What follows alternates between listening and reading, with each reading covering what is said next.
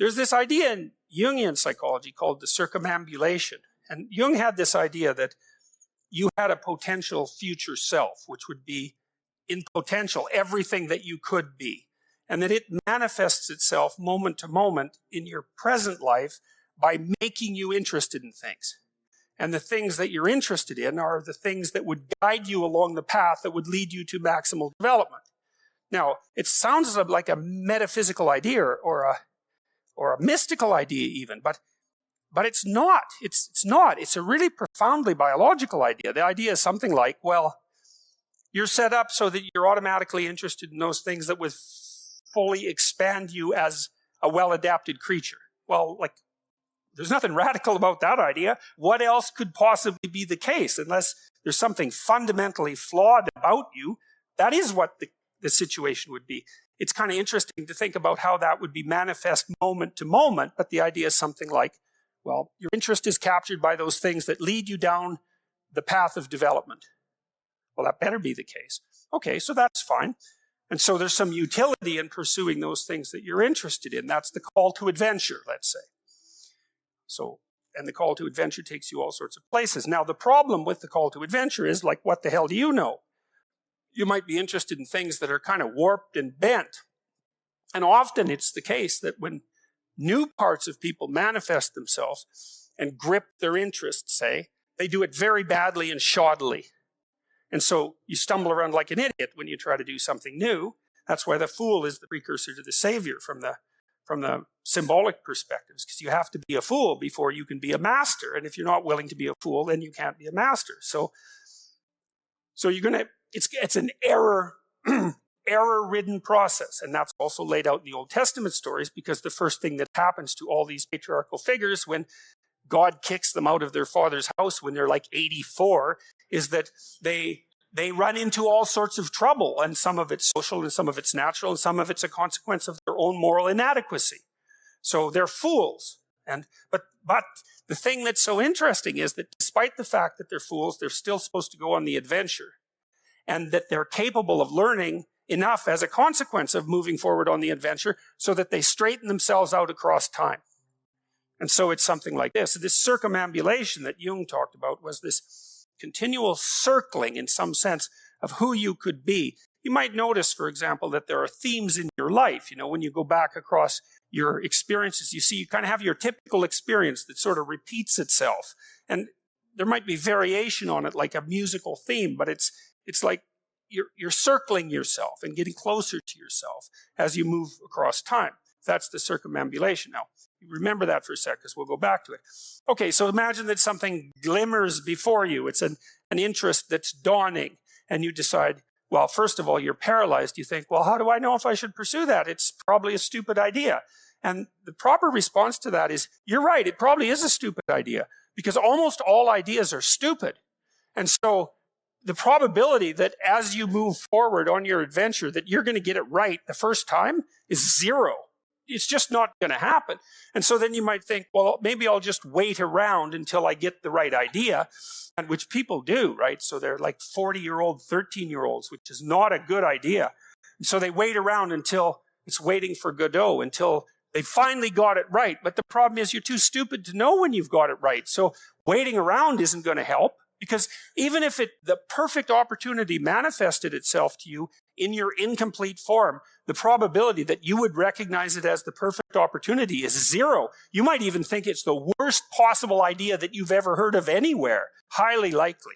Highly likely. So Nietzsche called that a will to stupidity, which I really liked, because he thought of stupidity as being it, you know, it's you have to take it into account fundamentally and work with it. And so what happens at the beginning of the Abrahamic stories is basically God comes to Abraham and just says, go. Get going, man. Do something. Do something. Get going. And you might think, well, where should I go? And God is somewhat vague about that. And where he sends Abraham, it's a real fixer-upper, man. It's like there's starvation there, and there's tyranny, and there's marital dissolution, and there's deceit. Like, it's just like where you live, you know? It's exactly the same thing. It's tyranny and catastrophe.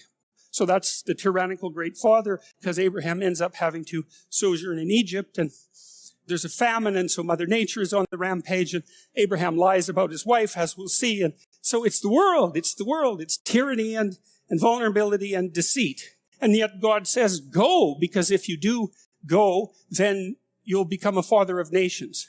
And you think, well, again, that's pretty good news, although it's strange because you'd expect if God chose Abraham, then he'd send him immediately to the land of milk and honey. And that isn't what happens at all. It doesn't happen at all. And Abraham never gets there.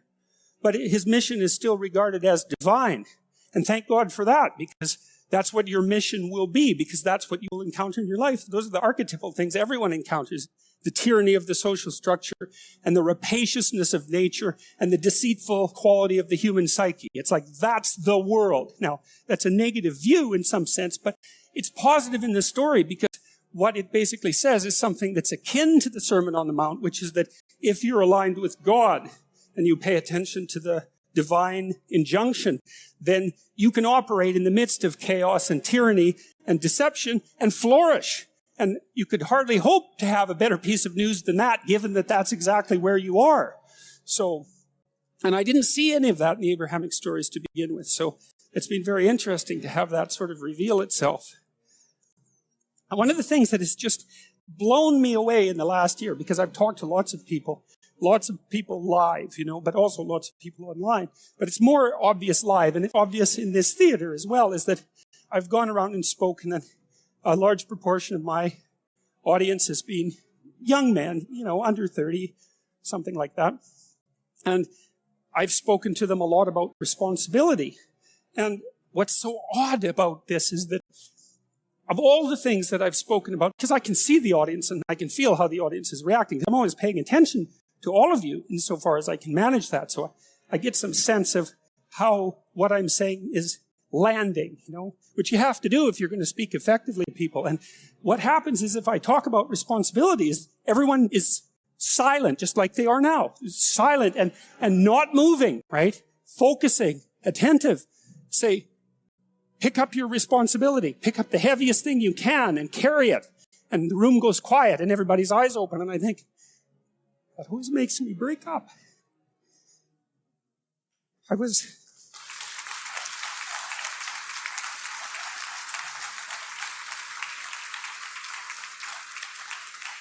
I don't know why. I was speaking to an English journalist today. He was going to write an article in Spectator magazine, and I was talking about this. And at the same point in the discussion, I had the same emotional reaction. I don't really understand it.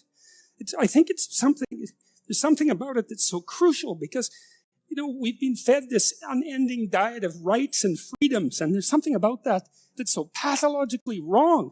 And people are starving for the antidote, and the antidote is truth and responsibility, right? And it isn't because that's what you should do in some I know better or someone knows better for you what you should do sense. It's that's the secret to a meaningful life. And without a meaningful life, then all you have is suffering and nihilism and despair and all of that and self-contempt. And that's not good. And it's necessary to stand up and take responsibility. And they all know that and are starving for that message. And the message is more that that's also a good thing to stand up and take responsibility because you're cursed so much now from when you're young with this notion that your active engagement with the world is part of what is destroying and undermining the planet and adding to the tyranny of the social systems. It's like, how about not so much of that, hey? Because it's too soul-deadening. It's anti-human right to the core. And my sense instead is that, if you were able to reveal the best of yourself to you in the world, that you would be an overwhelming force for good, and that whatever errors might be made along the way would wash out in the works. And that's the other thing that you see in the Abrahamic stories, because Abraham is not a perfect person by any stretch of the imagination. He's a real person, and he makes mistakes, but it doesn't matter. The overarching narrative is maintain your covenant with God, and despite your inadequacies, then not only will you prevail, but your descendants will prevail. It's like, great, that's really good news, So it's been really something to see that in the stories. So that's responsibility. It's not just that Abraham is kinder, gentler, more intrepid, ethical, or a better debater than his ancestor Noah.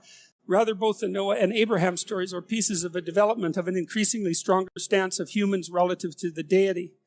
before the story is over, humans will become a good deal stronger and bolder than Abraham. See, what happens as the story progresses is that Abraham and Sarah are eventually granted a son, but it's way late in the story, and they're very, very old by the time it happens.